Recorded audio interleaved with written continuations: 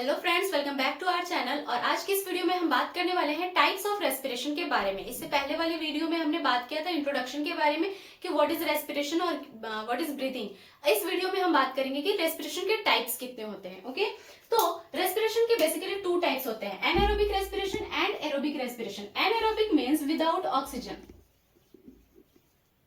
Without oxygen, oxygen के absence में, oxygen के बिना अगर कोई रेस्पिरेशन का प्रोसेस हो रहा है तो उसे हम कहते हैं एनाएरोबिक रेस्पिरेशन। और एरोबिक मींस विद ऑक्सीजन या in the presence of oxygen. Okay, in the absence of oxygen and in the absence of oxygen and in the presence of oxygen. तो प्रेजेंस ऑफ ऑक्सीजन और absence of oxygen में क्या हो रहा है, यहाँ पर अगर ऑक्सीजन नहीं होगा, जो ऑक्सीजन है उसकी कमी होगी या फिर बिल्कुल भी ऑक्सीजन नहीं होगा। बहुत सारे ऑर्गेनिज्म ऐसे होते हैं जो बिना ऑक्सीजन के ही वो रेस्पिरेशन का प्रोसेस करते हैं, जैसे कि ईस्ट हो गया, सम बैक्टीरिया हो गए।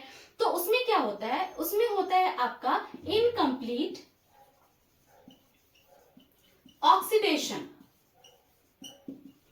Of glucose. ओके, ग्लूकोज का जो ऑक्सीडेशन होता है मींस ग्लूकोज का जो ब्रेकडाउन होता है वो इनकम्प्लीट होता है और पार्शियल होता है। ओके, तो what do you mean by oxidation? Oxidation का मतलब होता है कि या तो ऑक्सीजन को ऐड कर रहे हैं या फिर हाइड्रोजन को रिमूव कर रहे हैं। किसी भी प्रोडक्ट से अगर हम प्रोडक्ट में अगर हम ऑक्सीजन को ऐड करते हैं या फिर हाइड्रोजन को रिमूव करते हैं तो उस प्रोसेस को बोलते हैं ऑक्सीडेशन। तो यहाँ पर क्या होता है, ग्लूकोज का ब्रेकडाउन होता है तो उसे हम कहते हैं ऑक्सीडेशन।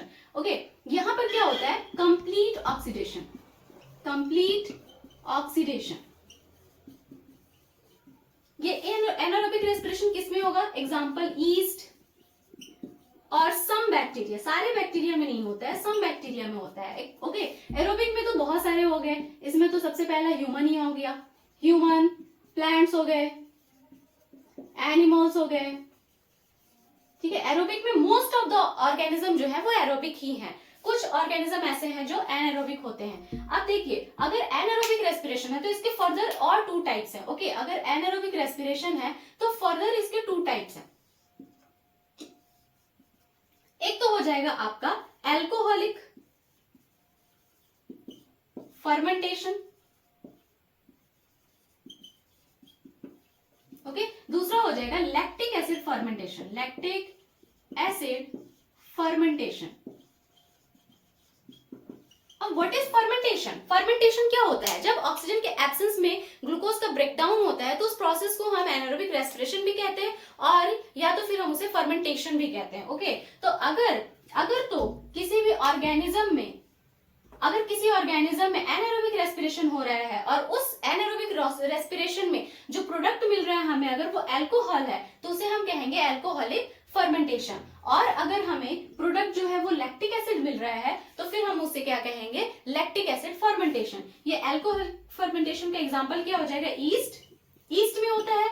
ईस्ट आप देखते हो ना, जो ब्रेड में होता है, बेकरी वाले प्रोडक्ट्स में होता है। ओके, या बियर वाइन बनाने के लिए यूज होता है, तो उनमें क्या होता है, अल्कोहल बनाते हैं, मींस अल्कोहलिक इथाइल अल्कोहल बनाते हैं या उसे इथेनॉल भी कहते हैं। अब इसमें लैक्टिक एसिड होता है, इसका एग्जांपल क्या हो गया, are muscle cell, are muscle cells. ठीक है, हमारे मसल सेल्स में जब हम क्या करते हैं, बहुत ही हैवी एक्सरसाइज करते हैं तो उस टाइम पर क्या होता है, हमें क्या करते हैं, जब बहुत ज्यादा एक्सरसाइज करेंगे तो क्या होगा, हमें ज्यादा एनर्जी की जरूरत होगी और ज्यादा एनर्जी बनाने के लिए हमें ज्यादा ऑक्सीजन चाहिए, क्योंकि ऑक्सीजन जाएगा तभी एनर्जी बनेगा, वो ग्लूकोज को तोड़ेगा और एनर्जी प्रोड्यूस करेगा। ठीक है, तो जब मसल सेल्स बहुत ज्यादा एनर्जी बनाने लगते हैं और बहुत ज्यादा ऑक्सीजन को यूज करने लगते हैं और लेकिन हम उतने स्पीड से जो है ऑक्सीजन की रिक्वायरमेंट को फुलफिल नहीं कर पाते तो मसल सेल्स में क्या हो जाते हैं, ऑक्सीजन की कमी हो जाती है। तो जब ऑक्सीजन की कमी में जब वो ग्लूकोज को ब्रेक करते हैं तब उस टाइम क्या बनता है, लैक्टिक एसिड। और लैक्टिक एसिड के एक्यूमुलेशन से क्या हो जाता है, मसल फैटिग भी हो जाता है, मसल फैटिग। ठीक है, मतलब जोड़ों में दर्द। आप जब कभी हैवी एक्सरसाइज करोगे ना तो उसमें क्या होगा, मसल्स में पेन होने लगेगा। तो वो पेन क्यों होता है, वो पेन इसी लैक्टिक एसिड के एक्यूमुलेशन की वजह से होता है। मींस लैक्टिक एसिड सेल्स में, मसल्स में जमा होने लगते हैं तो फिर वो इसके वजह से आपके मसल्स में फैटिग होता है। ओके, तो आपका ग्लूकोज जो है वो सेल के अंदर प्रेजेंट है साइटोप्लाज्म में। ओके, साइटोप्लाज्म में जो आपका ग्लूकोज है वो प्रेजेंट है। ग्लूकोज का फॉर्मूला क्या होता है, C6H12O6। ओके, अब क्या होगा, इसको ब्रेक किया जाएगा। ठीक है, इसको ब्रेक किया जाएगा। तो ब्रेक करने के लिए अभी हमें यहाँ पर ऑक्सीजन की जरूरत नहीं है। ठीक है, यहाँ पर क्या होगा, ये जब ग्लूकोज ब्रेक होगा तो कन्वर्ट हो जाएगा पायरुवेट में। ठीक है, किसमें कन्वर्ट हो जाएगा, पायरुवेट में। ओके, ग्लूकोज के पास 6 कार्बन होते हैं, glucose is a 6 carbon molecule, और जो पायरुवेट होता है वो 3 कार्बन होता है। ओके, तो एक ग्लूकोज के मॉलिक्यूल से 2 पायरुवेट बनते हैं। कहने का मतलब अगर आपके पास 6 कार्बन का एक ग्लूकोज है और जब हम इसको तोड़ेंगे तो 3 कार्बन का ही बनेगा ना। तो एक ग्लूकोज था, उससे जब पायरुवेट बना तो कितने बने, 2 बने, एक ये। ओके, तो जब आपका एक मॉलिक्यूल ऑफ ग्लूकोज टूटता है तो 2 मॉलिक्यूल ऑफ पायरुवेट बनते हैं। ये यहाँ ग्लूकोज से पायरुवेट के जो टूटने का प्रोसेस होता है इसको हम कहते हैं ग्लाइकोलिसिस। ग्लाइकोलिसिस, ठीक है। ग्लाइकोलिसिस क्या है, ग्लाइको मीन्स शुगर, क्योंकि आपका जो ग्लूकोज है वो एक तरह का शुगर है, और लिसिस का मतलब या लाइसिस का मतलब होता है ब्रेक डाउन या स्प्लिटिंग। ओके, ब्रेक डाउन या स्प्लिटिंग। तो ग्लूकोज का टूटना, ब्रेक होना क्या कहलाता है, ग्लाइकोलिसिस। और ये कहां पर हो रहा है ये प्रोसेस आपका हो रहा है साइटोप्लाज्म के अंदर, साइटोप्लाज्म के अंदर। अब ये ग्लूकोज का पायरुवेट में कन्वर्ट होना, ग्लूकोज से पायरुवेट में ब्रेक होना, ये हर सेल में होता है, हर सेल में, चाहे एरोबिक रेस्पिरेशन हो या एनएरोबिक रेस्पिरेशन हो, चाहे वो प्रोकैरियोटिक सेल हो, यूकैरियोटिक सेल हो, मतलब कोई भी ऑर्गेनिज्म है इस यूनिवर्स में, तो उसके अंदर रेस्पिरेशन का जो प्रोसेस होता है, तो ग्लूकोज सबसे पहले ब्रेक होता है और पायरुवेट में कन्वर्ट होता है, और ये हर सेल में होता है। Okay, without any exception. इसीलिए इस ग्लाइकोलिसिस के प्रोसेस को हम क्या कहते हैं, इट इज यूनिवर्सल प्रोसेस। इसे हम क्या कहते हैं, it is universal process. Universal process क्यों कह रहे हैं, क्योंकि ये विदाउट एनी एक्सेप्शन हर सेल में हो रहा है। ठीक है, अगर इस पायरुवेट को ऑक्सीजन नहीं मिला, ठीक है, 3 केसेस हो सकते हैं इसमें। अगर तो इस पायरुवेट को ऑक्सीजन नहीं मिला, absence of oxygen, absence of O2, ठीक है, एब्सेंस ऑफ O2 हो गया, एब्सेंट हो गया। एग्जांपल हो गया इसका ईस्ट में, तो क्या होगा, यहां पर पायरुवेट के साथ और क्या बनता है, +2 मॉलिक्यूल ऑफ ATP, ठीक है, यहाँ पर एनर्जी भी बन जाता है, 2 ATP यहाँ पर बन जाता है। अब क्या होगा, यहाँ पर 2 ATP तो बन गया, उसके बाद अगर तो ऑक्सीजन नहीं मिला इसको, तो वो क्या बना लेगा, इथेनॉल, ठीक है, क्या बना लेगा, इथेनॉल प्लस CO2, ये प्रोडक्ट यहाँ पर बनेगा। ओके, ये प्रोडक्ट यहाँ पर बनेगा, और इसे ही हम क्या कहते हैं, एनएरोबिक रेस्पिरेशन, इसे ही हम क्या कहते हैं, फर्मेंटेशन। ये क्योंकि यहाँ पर इथेनॉल बना, इथेनॉल का फॉर्मूला क्या होता है, C2H5OH। ओके, ये इथेनॉल बना मीन्स एक अल्कोहल बना, तो इसीलिए हम इसको क्या कहेंगे, एल्कोहलिक फर्मेंटेशन, एल्कोहलिक फर्मेंटेशन।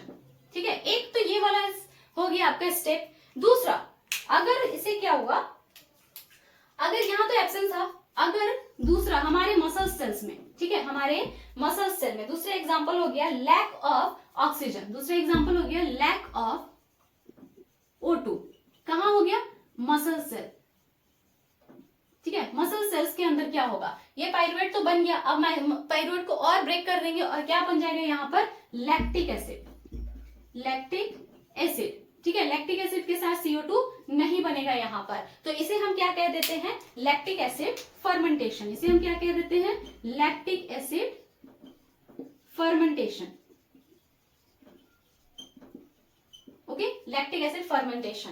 तो ये दोनों तो टाइप हो गए किसके, ये दोनों तो एनाएरोबिक रेस्पिरेशन के टाइप हो गए, ये दोनों हो गए आपके एनएरोबिक रेस्पिरेशन, क्योंकि यहाँ पर ऑक्सीजन यूज नहीं हुआ है,